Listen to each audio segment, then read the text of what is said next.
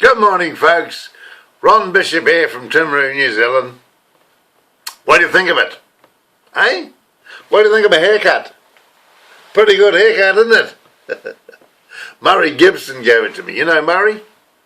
He's got the barber shop in Church Street in Timaru. Good bloke. And pretty good at cutting hair too. And charged me $18. Normally I have $15. For a haircut, and he charged me $18. I'm going to have to talk to the guy about that when I go back. Because I'm struggling. I'm only on a pension, you know. Now listen, what do you think of the shirt? Eh? Nice, eh? Ooh, boy. When I go up to Gisborne, I'm going to go up to Gisborne one day. And when I go up there, I'm going to take this shirt with me. Nice, bright pink one. Because the Maoris love colours, you know.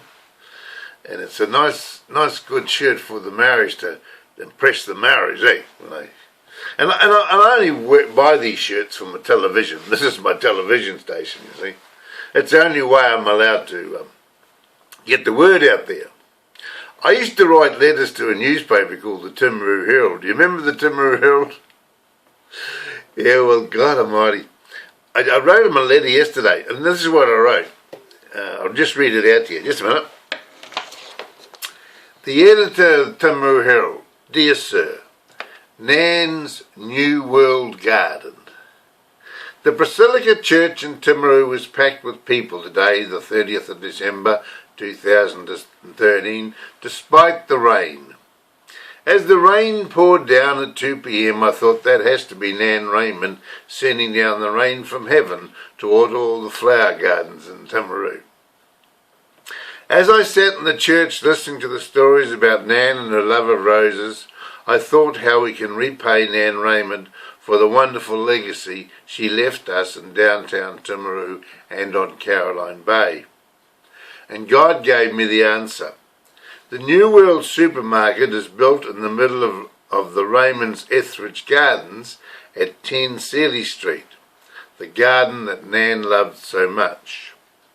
What if we could talk Howard Smith into naming the flower section of his New World supermarket Nan's Garden, so that every time we wanted some flowers for that special occasion, we could buy them from Nan's New World Garden?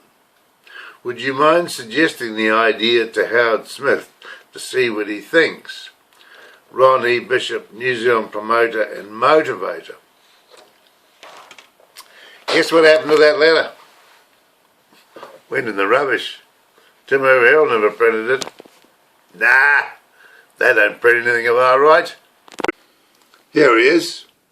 The Timaru Herald, Monday 30th of December 2013. A legacy of real note. This is Peter O'Neill having a big spiel here about Nan Raymond's funeral. Because Nan died, you see. She's a former mayoress. And here he is taking up Arthur newspaper talking about it. Okay? Now there's a couple of letters here to the editor. We've got one there, Ashes Cricket and Oil Exploration. And down here, reply to correspondent JS Too Extreme.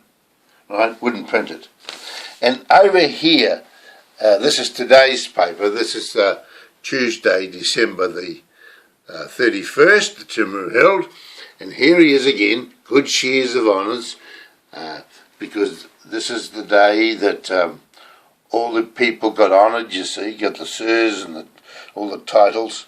And here he is, spouting away again. And where's my letter to the editor? Where's the letter that I wrote to the editor? Not here. In fact, there's no letters to the editor here at all on this page. So we've got a newspaper that's run by this guy here, and it's all about him and what he has to say. Now this is the sad part.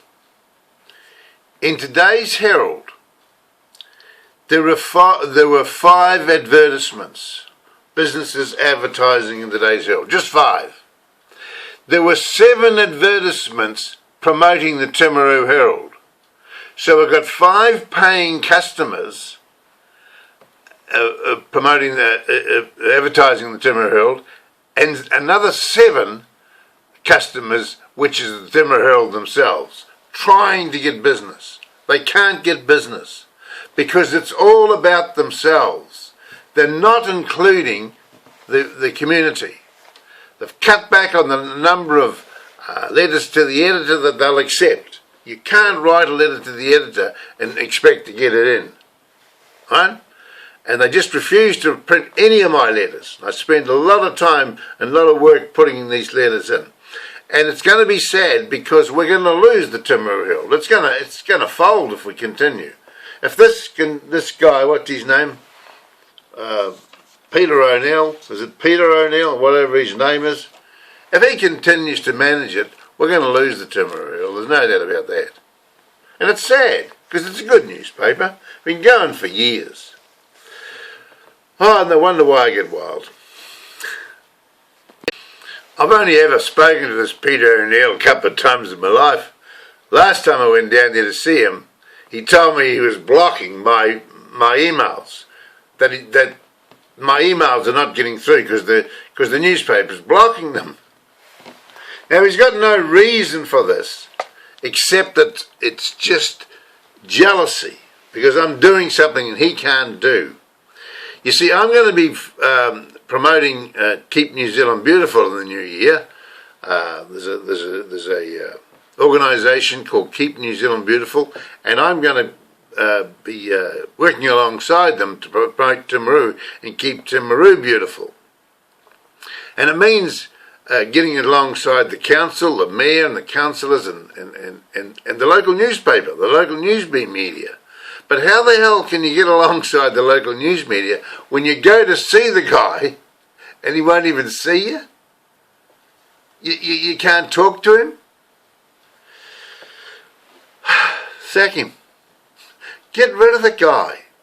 He's crippling Timaru. It's all about him. And it's not about Timaru. He's crippling Timaru. And he's got to go. Sorry, Peter O'Neill. It's your own fault. Okay? See you later.